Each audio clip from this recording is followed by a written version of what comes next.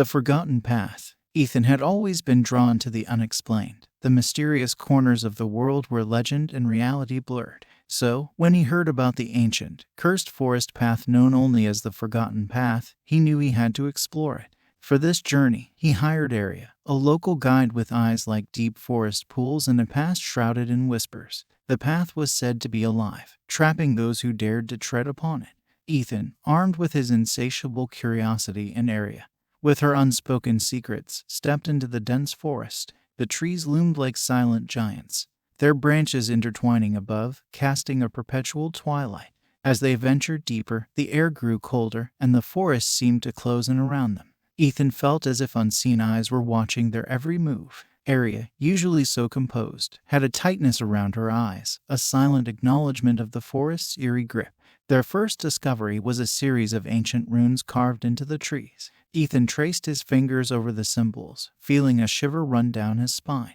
Eerie watched him, her expression unreadable. "These are warnings," she said softly, "from a time long forgotten, from those who respected the forest's power." The path beneath them seemed to shift and change. What was once a straight trail now twisted and turned, leading them in circles. Ethan's logical mind struggled to make sense of it.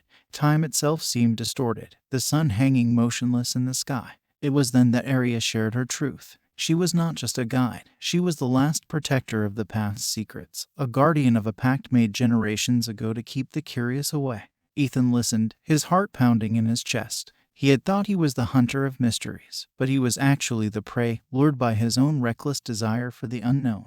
As night fell, they encountered the ghostly procession. Spectral figures, faces twisted in eternal sorrow, wandered the path. They were the trapped souls of those who had ignored the warnings, forever bound to the path they had so carelessly tread. Ethan's courage faltered. The stories were true. The path was alive, feeding on the curiosity and arrogance of those like him. He turned to Eerie, his guide, his protector, and saw the weight of centuries in her eyes. She had tried to warn him, to save him from the fate of the others. They hurried back, the path now seemingly relenting, releasing them from its grasp. As they emerged from the forest, the first light of dawn touched the horizon. The world outside seemed brighter, more real than the shadowy realm they had left behind. Ethan looked back at the forest, at the path that had almost claimed him. He realized then the danger of disturbing what should be left alone and the power the past held over the present. The Forgotten Path was a reminder, a guardian of secrets not meant for mortal eyes. Eerie's voice, now a mere whisper, lingered in his ears. "Remember, some paths are not meant to be found." And with that, she vanished, as if she were just another ghost of the forest, leaving Ethan with a story he would never dare tell. The path had released him, but the haunting whispers of the forest would follow him forever, a reminder of the price of his curiosity.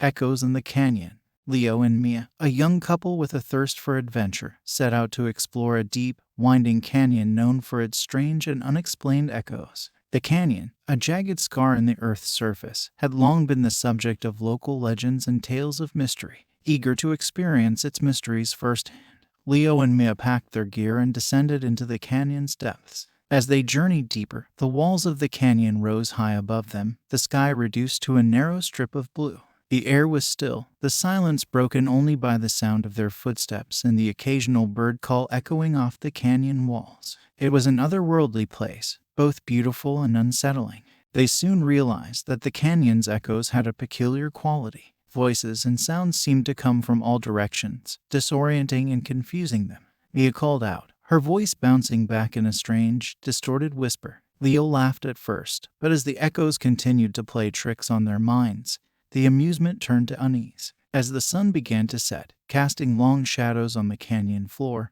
they realized they were lost. The paths they thought they were following had vanished, and the echoes grew louder and more insistent. It was as if the canyon itself was speaking to them, whispering secrets in a language they couldn't understand. In their search for a way out, they stumbled upon an old hermit living in a makeshift dwelling near a bend in the canyon. The hermit, a man with eyes that seemed to hold the weight of years and secrets, offered them shelter for the night. His home was an eerie place, filled with odd trinkets and ancient artifacts. The walls were lined with drawings of the canyon and what looked like maps of hidden caves and passageways. That night, as they slept in the hermit's dwelling, the echoes continued to haunt them. In their dreams, they heard voices calling out to them, revealing their deepest fears and insecurities. Leo dreamt of being trapped, unable to escape, while Mia was tormented by visions of losing her way back to the life she knew. The next day, guided by the hermit, they ventured further into the canyon.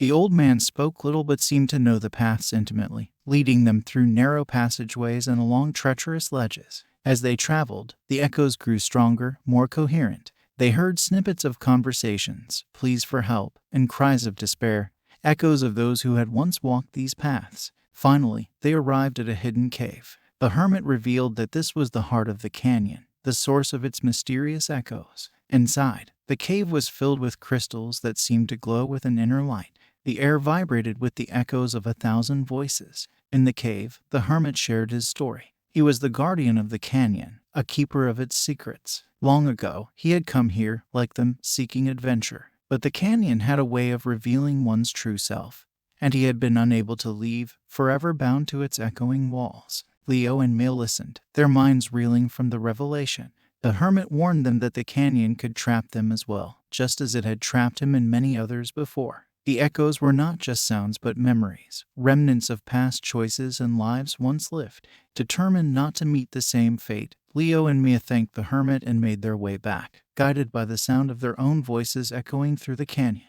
The journey back was a blur, their hearts racing with a mix of fear and determination. As they emerged from the canyon, the world outside seemed brighter, more real. They looked back at the canyon, its depths still echoing with the voices of the past. They realized that the line between reality and illusion was thin, and the echoes they had heard were not just those of the canyon, but of their own pasts and fears. Leo and Mia left the canyon behind, but its echoes lingered in their minds, a haunting reminder of their journey and the mysteries that lay hidden in the depths of the earth. They knew they would never be the same, forever changed by the echoes in the canyon.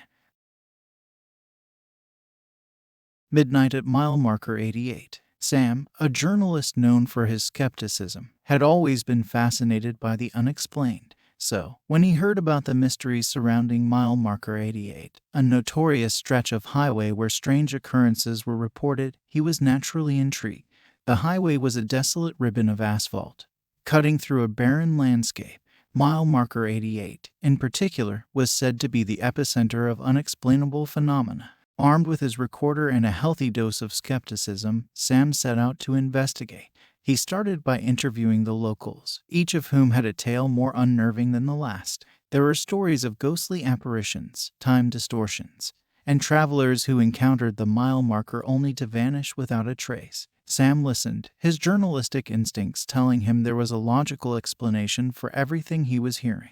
As night fell, Sam decided to drive the stretch of highway himself. The idea was to cross mile marker 88 at midnight, documenting his experience. The night was dark, the only light coming from his car's headlights and the faint glow of the moon. The road ahead seemed to stretch endlessly. As he approached mile marker 88, a sense of unease crept over him. He remembered the stories he had been told earlier in the day, but he pushed those thoughts away.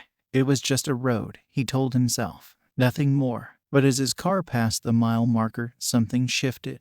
The air grew colder, and a dense fog rolled in from nowhere, enveloping his car. Sam slowed down, straining to see through the fog. His watch showed it was midnight, but as he glanced back at the road, the mile marker was still there, right beside him. Confused, he realized he was driving in a loop, passing the same spot again and again. Panic set in. Sam tried to turn the car around, but no matter which direction he went, mile marker 88 remained stubbornly in his path. The fog grew thicker, and eerie shapes seemed to move within it. He could hear faint whispers, voices that seemed both far away and uncomfortably close. Then he saw it, a ghostly apparition standing in the middle of the road. Sam slammed on the brakes, his heart pounding in his chest. The figure was a man, dressed in old-fashioned clothes, his face expressionless and pale. Sam's mind raced. Was this a hallucination, a trick of the light? The figure pointed towards the mile marker, and then vanished. Sam sat there, frozen, trying to process what he had just seen.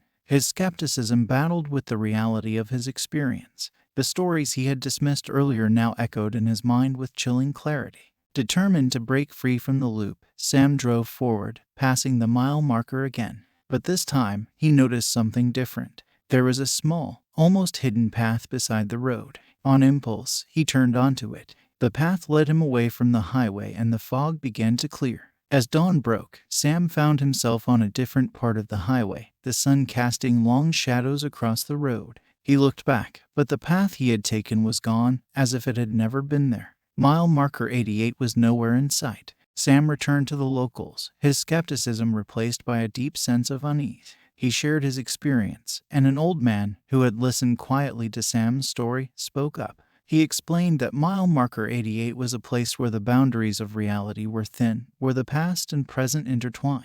The man revealed that many years ago, a traveler had vanished at mile marker 88, never to be seen again. The apparition Sam had seen was that traveler, trapped in an eternal loop, a victim of the strange forces at play around the mile marker. Sam left the town with a story he knew would be hard to believe. He had gone in search of a myth and had found a reality far more terrifying. The experience at mile marker 88 had changed him, blurring the lines between his skepticism and belief. As he drove away, he glanced at his rearview mirror one last time, half expecting to see the mile marker appear. But there was nothing, just the open road stretching out before him. Yet, the eerie sensation of being watched, of being part of something beyond understanding, lingered with him, a haunting reminder of that surreal night at mile marker 88. The inn between worlds, nestled at a lonely crossroads.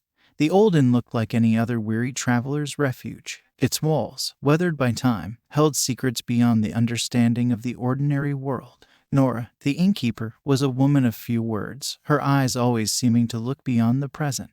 It was a place that attracted the curious and the lost, those drawn by the inn's mysterious reputation. Rumors had it that the inn was a gateway to other realities, a junction where parallel worlds converged. The guests who stayed there often spoke of strange experiences, but none as bizarre as what happened one fateful night. That night, a group of travelers, each from a different walk of life, found themselves at the inn. There was a businessman seeking a shortcut, a couple on a romantic getaway, and a young woman searching for adventure. They were unaware that their stay at the inn would be anything but ordinary. As the night deepened, the air within the inn grew thick with an unspoken anticipation.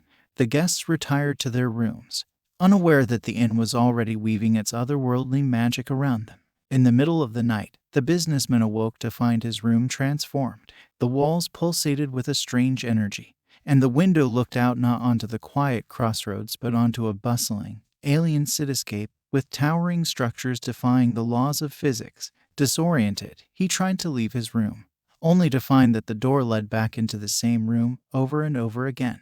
Meanwhile, the couple found themselves in an endless forest, their cozy room replaced by an ancient woodland bathed in an eerie, ethereal light. They heard whispers in the wind, voices that seemed to call out to them from the shadows. The deeper they ventured, the more they felt the forest closing in on them as if it were alive. The young woman, filled with a sense of adventure, discovered her room had turned into a vast, desolate landscape. She walked through it, fascinated and terrified at the same time, as the ground beneath her shifted and changed, leading her further into the unknown. As dawn approached, the inn began to settle back into its usual form. The rooms returned to their normal appearance, but the guests were nowhere to be found. Nora, the innkeeper, moved through the inn with a knowing calmness. She checked each room, her expression unreadable. The businessman was found in a trance-like state, staring out of his window at the now normal crossroads. The couple was discovered huddled together in their room, whispering about the forest and the voices that still echoed in their minds. The young woman was curled up in a corner, her eyes wide with a mix of fear and wonder. It was then that Nora gathered the guests, her eyes holding a depth of knowledge that seemed ancient. She explained that the inn was more than a mere resting place for travelers. It was a nexus of realities, a place where the boundaries between worlds were thin. The guests had experienced what few others could imagine, a glimpse into the infinite possibilities of existence. But such knowledge came at a price. The guests realized they could never see the world in the same way again. Their experiences had changed them, opened their eyes to the vast, unknown depths of reality. The businessman, the couple, and the young woman left the inn as the sun rose, each carrying with them the memories of that night. Nora watched them go, her expression a mix of sadness and relief. She knew the inn would call to others, drawing in those who sought to explore its mysteries. But she also knew that not all who wandered through its doors were ready for the truths they might uncover. The inn, seemingly normal yet otherworldly, stood at the crossroads, waiting for the next traveler to step into its realm. Inside, the mysterious locked room remained closed, holding secrets that were yet to be revealed, and Nora, the guardian of this threshold between worlds, continued her silent vigil. Whispers of the Lost Village. Deep in a dense forest lay the ruins of an abandoned village, its story lost to time. A group of young documentary filmmakers, driven by curiosity and the thrill of uncovering forgotten tales, set out to explore this mysterious place. Their goal was to unveil the reasons behind the village's sudden abandonment many decades ago. As they ventured into the forest, a heavy sense of unease settled over them. The trees seemed to close in, and a silence hung in the air, broken only by their footsteps. Eventually, they stumbled upon the village, a collection of crumbling structures being slowly reclaimed by nature. Their exploration began in earnest. They examined dilapidated houses, their walls telling stories of lives abruptly left behind.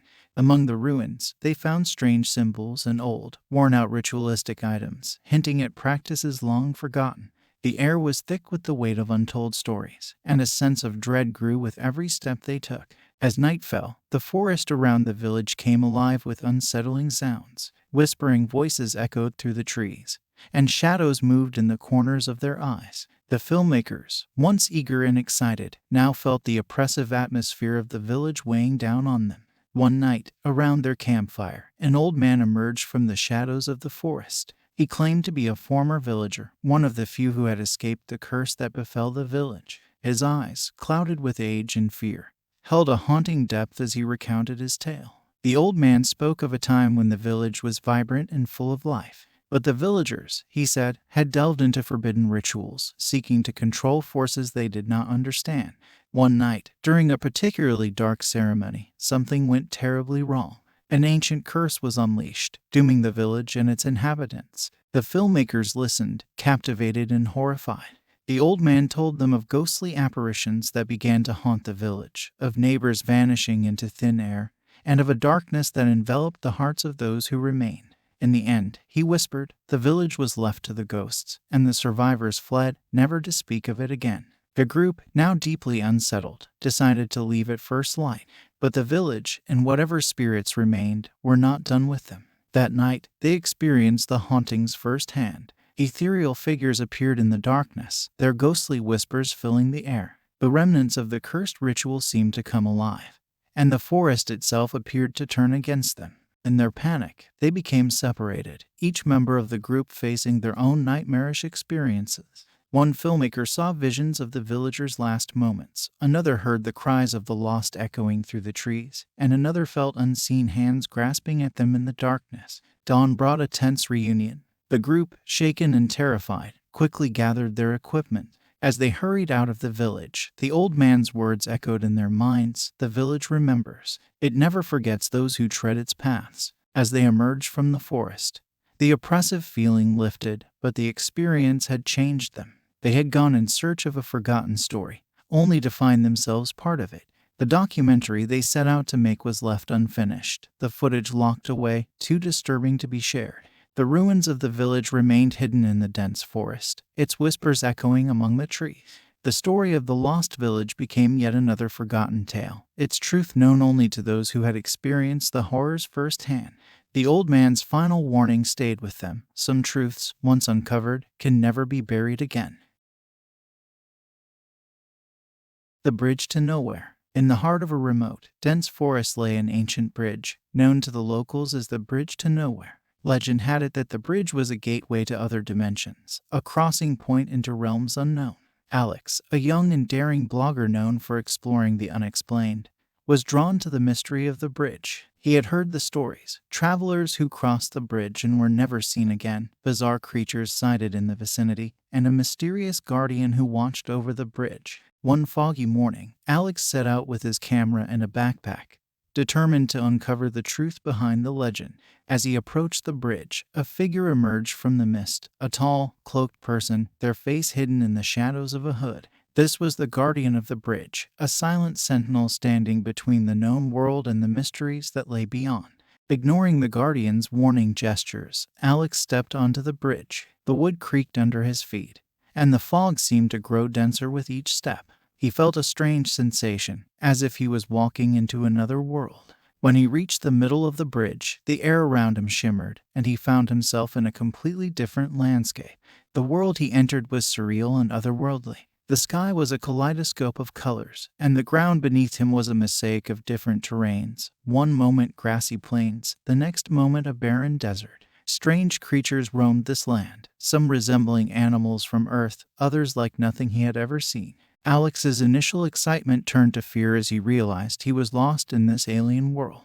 The bridge had vanished, and with it, his way back home. He wandered through the bizarre landscape, encountering creatures that defied explanation, some benign, others terrifying. As night fell in this strange world, Alex found himself being pursued by a pack of shadowy creatures. Their eyes glowed in the darkness, and they moved with a predatory grace. In his desperation, Alex ran, stumbling through the unfamiliar terrain. Just when he thought he was lost, the Guardian appeared, warding off the creatures with a wave of their hand. The Guardian, speaking for the first time, revealed their true purpose. They were not just a keeper of the bridge, but a protector of the worlds it connected. The bridge was a fragile boundary between realities, and those who crossed it without understanding risked unleashing chaos across the dimensions. The Guardian explained that Alex's presence had disturbed the balance, attracting the attention of beings that sought to exploit the weakened barrier between worlds. The only way to restore the balance and return Alex to his world was to complete a challenge, a puzzle that required understanding the nature of the bridge and the worlds it connected. Alex, with guidance from the Guardian, embarked on a journey across the surreal landscape, deciphering clues and overcoming challenges that tested his courage and wit. He encountered more of the bizarre creatures, some of which helped him in his quest, while others sought to hinder him. Finally, after what seemed like an eternity, Alex solved the puzzle. The solution lay in acknowledging the interconnectedness of all worlds and the responsibility that came with traversing them. As he uttered the words that completed the puzzle, the bridge reappeared, its archway glowing with a radiant light. With a heavy heart but a newfound respect for the mysteries of the universe, Alex crossed the bridge back to his own world. The Guardian nodded in approval, their purpose fulfilled. As the bridge faded into the mist, so did the Guardian, their duty to protect the balance remaining eternal. Alex returned home, forever changed by his experience. He shared his story on his blog, not as a tale of adventure, but as a warning of the price of venturing too far into the unknown. The bridge to nowhere remained a legend, a reminder of the allure of the unexplored and the dangers that lay in uncovering the mysteries of the universe. The Haunting of Carriage 13. Emily, a young and adventurous traveler, had always been fascinated by the supernatural. When she heard tales of an old train with a haunted carriage, her curiosity was piqued. According to local lore, Carriage 13 of the train was home to unexplained phenomena and ghostly apparitions. Determined to experience this for herself, Emily boarded the train, her heart pounding with a mix of excitement and fear. The train was a relic from a bygone era, its carriages exuding an old-world charm. As Emily walked through the train, she felt a chill run down her spine. The passengers seemed oblivious to the eerie atmosphere, but Emily could feel something was off. She found Carriage 13 at the end of the train, its door slightly ajar. Stepping inside, she was hit by a wave of cold air. The carriage was empty, the seats covered in a thick layer of dust. It was as if time had stood still in Carriage 13. Emily sat down, her senses heightened. As the train chugged along, she heard faint whispers, the sound of hushed conversations long past. Shadows flickered in the corners of her eyes, and she felt as though she was being watched. That night, as the train traveled through a moonlit landscape, the haunting of Carriage 13 began in earnest. The temperature dropped, and Emily saw her breath in the air. The whispers grew louder, and she could now make out words, phrases filled with sorrow and longing. Suddenly, a ghostly apparition appeared across from her. It was a woman, her face etched with grief. Emily watched, frozen in fear, as the spectral woman reached out to her, mouthing silent words. The lights flickered, and then the apparition vanished, leaving Emily alone once again. The next morning, Emily sought out the old conductor of the train. He was a man with sad, knowing eyes, and he listened intently as Emily recounted her experience. With a heavy heart, he revealed the tragic history of Carriage 13. Many years ago, the conductor explained, there had been an accident on the train. Carriage 13 had been the site of a terrible tragedy, resulting in the loss of several lives. Among the lost was a young woman, the conductor's own daughter. Her grief and the grief of the others had left an indelible mark on the carriage, trapping their spirits in a perpetual loop of their final moments. Determined to help, Emily suggested conducting a seance in Carriage 13. That night, with the help of the conductor, she set out to contact the spirits. The train was eerily quiet as they began the seance, a single candle flickering between them. As they reached out to the spirits, the air in the carriage grew thick with the presence of the unseen. The candle's flame danced wildly, and the whispers returned, now more coherent. Emily and the conductor heard the voices of the lost, each sharing their story, their unfinished business keeping them tethered to the mortal world. The spectral woman appeared again, her expression one of deep sadness. Through the seance, she communicated her story to Emily and the conductor. She spoke of her life, her dreams, and the tragic accident that had cut it all short. The conductor, tears streaming down his face, spoke to his daughter, expressing his love and his deep regret for not being there to protect her. As the seance concluded, a sense of peace filled Carriage 13. The spirits, having had their stories heard, began to fade away, their whispers turning to sighs of relief. The spectral woman, the conductor's daughter, gave a final, tearful smile before disappearing into the ether. The haunting of Carriage 13 came to an end that night. The spirits had moved on, their grief finally resolved. Emily left the train the next morning, her heart heavy yet hopeful. She had come seeking ghosts, and had instead found closure and healing. The old train continued its journeys, but Carriage 13 was no longer feared. It became a place of remembrance, a tribute to the lives that had been lost and the love that never died. Emily would never forget her journey on the train and the night she helped bridge the gap between the living and the dead. The Cursed Expedition. In the heart of a dense, uncharted jungle known for making explorers vanish without a trace, Dr. Helena, a renowned and ambitious archaeologist, led her team of diverse experts on a quest to uncover a lost civilization. Rumors of a hidden temple filled with ancient artifacts had lured them deep into the jungle's embrace. The team, equipped with the latest technology and years of experience, felt confident in their mission. However, as they ventured deeper into the jungle, a sense of unease began to grow among them. The air was thick with the weight of untold secrets, and strange, unsettling sounds echoed through the trees. Their first discovery was a series of ancient artifacts, intricately carved and eerily well preserved.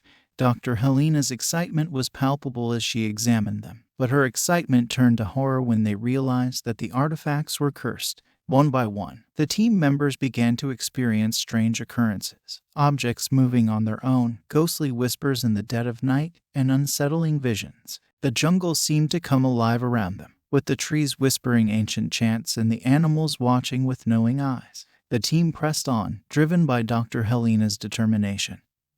But with each step, the curse grew stronger. One night, a team member was found speaking in an unknown language, his eyes glazed over as if possessed by an unseen force. The team was terrified, realizing that they had disturbed something ancient and malevolent.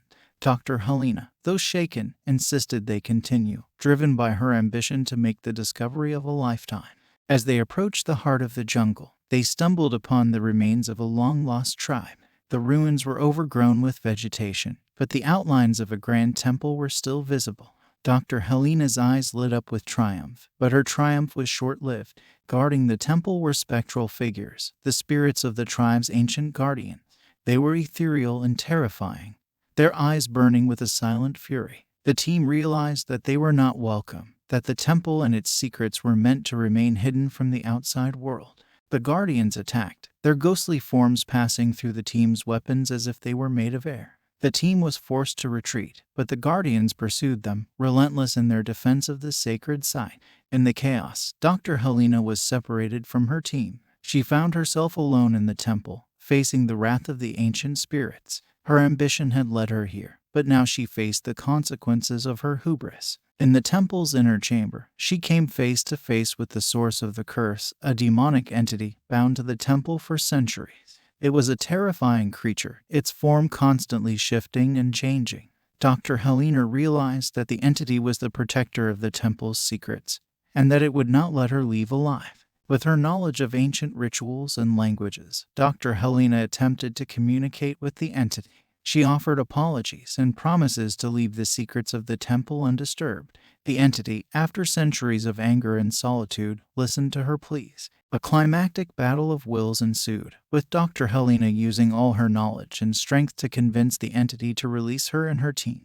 The entity, moved by her genuine remorse and respect for the ancient powers, agreed to let them go, but not without a warning. The secrets of the temple were not meant for the outside world, and the price for disturbing them was high. Dr. Helena emerged from the temple, exhausted and humble. She found her team waiting for her, relieved to see her alive. They left the jungle, the sounds of the ancient chants still echoing in their ears. The cursed expedition was over, but its impact lingered. Dr. Helena and her team returned home, their minds and hearts forever changed by their experience. They had sought a lost civilization but found a reminder of the dangers of disturbing what should remain hidden. The secrets of the temple remained undisturbed, protected by the ancient guardians and the memory of the expedition's encounter with the unknown. Nightfall at North Pass. Tara, a young and determined hiker with a passion for debunking myths, set her sights on the infamous North Pass. The pass, nestled in a remote mountain range, was notorious for mysterious disappearances and chilling legends. Locals spoke of a malevolent spirit that haunted the pass, preying on unwary travelers as night fell. Tara, skeptical and driven, was determined to prove these stories wrong. As she began her hike, the sun was high in the sky, casting long shadows between the dense trees that lined the path. The air was cool and crisp, typical of the mountain's high altitude. Tara felt a thrill of excitement. She loved the challenge and solitude of hiking. The trail was rugged, winding its way up the steep slopes. As Tara ascended, she noticed odd natural phenomena that she couldn't quite explain. Trees in certain areas were twisted unnaturally, and there were patches where no snow lay, despite the cold. She shrugged these off as quirks of the mountain's ecosystem. As evening approached, the atmosphere began to change. The wind picked up, howling through the trees and bringing with it a biting chill. Tara realized she needed to set up camp soon. She found a clearing and pitched her tent, just as the first flurries of snow began to fall. Night fell quickly, and with it came an oppressive sense of isolation. Tara tried to shake off the feeling, reminding herself that the legends were just stories. But as the night deepened, so did her unease. Strange noises echoed through the pass, whispers carried by the wind, and distant, indistinct wails. Suddenly, a blizzard hit, fierce and unrelenting.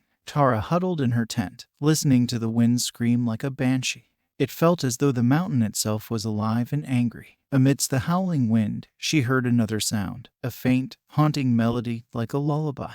In the morning, Tara emerged from her tent to a world blanketed in white. The snowstorm had passed, but the landscape was now unfamiliar, disorienting. She tried to find her way back, but the landmarks she had noted were buried under the snow. Lost and growing more frightened, Tara pressed on, hoping to find a way out of the pass. It was then she stumbled upon a cabin, half buried in snow, smoke curling from its chimney. Relief flooded through her. She wasn't alone. The cabin's inhabitant was an old man, with eyes that held a depth of sadness. He welcomed her in, offering warmth and shelter. As they sat by the fire, the man shared his story. He was the last of his family, descendants of the original settlers of the pass. The legends, he said, were true. His ancestors had angered a spirit of the mountain, and it had cursed them. The disappearances, the strange phenomena, it was all the work of the spirit seeking revenge. Tara listened, her skepticism waning.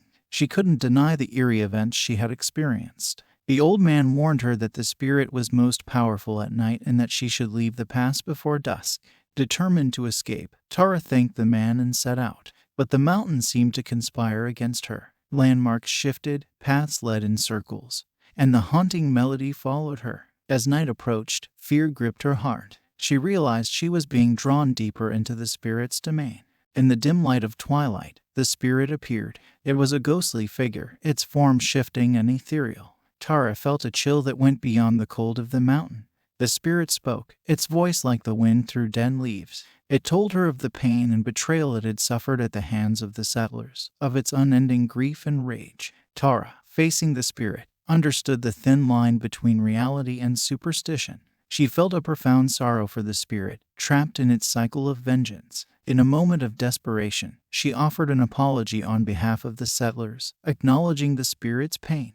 To her surprise, the spirit's anger seemed to lessen. The mountain's oppressive atmosphere lifted slightly, as if a weight had been lifted.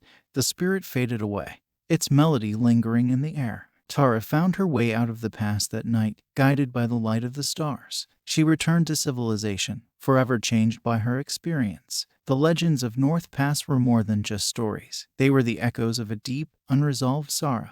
The old man at the cabin remained a mystery. Was he just a reclusive mountain dweller, or something more? Tara often wondered if he was another aspect of the mountain's haunting, a guardian of its tragic history. Tara never returned to North Pass, but she shared her story, a tale of a hiker's confrontation with the unknown and the acknowledgement of ancient grief. The pass remained a place of mystery, a reminder of the fragile boundary between the known world and the realms of spirits and legends.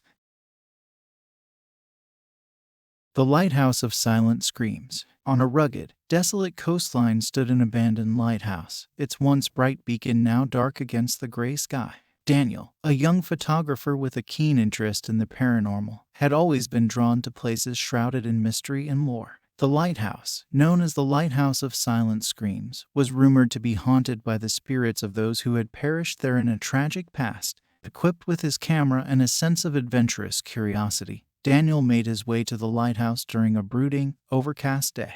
The sea churned violently, waves crashing against the cliffs with a relentless force. The lighthouse loomed above, its presence both majestic and ominous. As Daniel entered the lighthouse, a heavy silence enveloped him. The air was thick with the scent of salt and decay. He began to explore, his camera clicking away as he captured the eerie beauty of the place. The walls were lined with peeling paint, and the spiral staircase creaked under his weight as he ascended.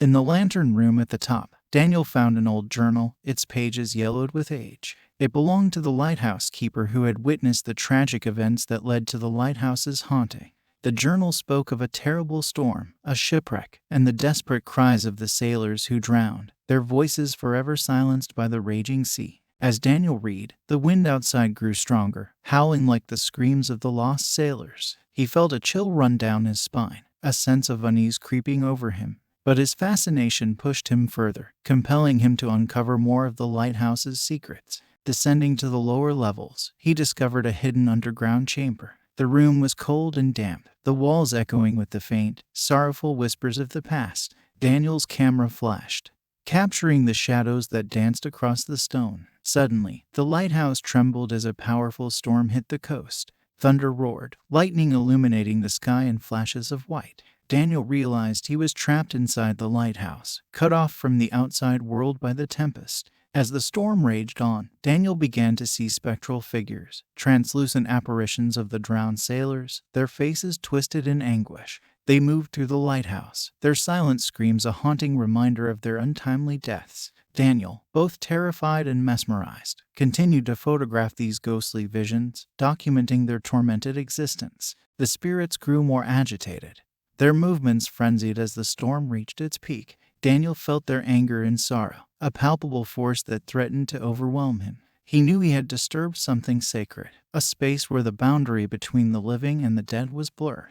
In the climax of the storm, the old lighthouse keeper's spirit appeared. He was a forlorn figure, his eyes filled with regret and despair. He spoke to Daniel, his voice a mere whisper over the roar of the storm. He revealed the truth, that he had been unable to save the sailors, his failure condemning him to haunt the lighthouse in eternal guilt. The keeper warned Daniel that his presence had awakened the spirit's wrath, that he must leave before it was too late.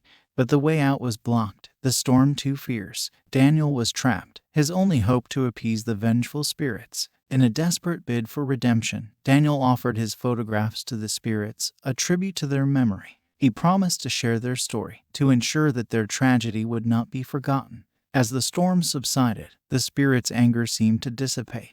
The ghostly sailors faded away, their silent screams quieting into the whispers of the wind. The lighthouse keeper gave Daniel a nod of gratitude before vanishing into the breaking dawn. Daniel emerged from the lighthouse at daybreak, the storm having passed. The sea was calm, its fury spent. He left with a profound sense of humility and respect for the past.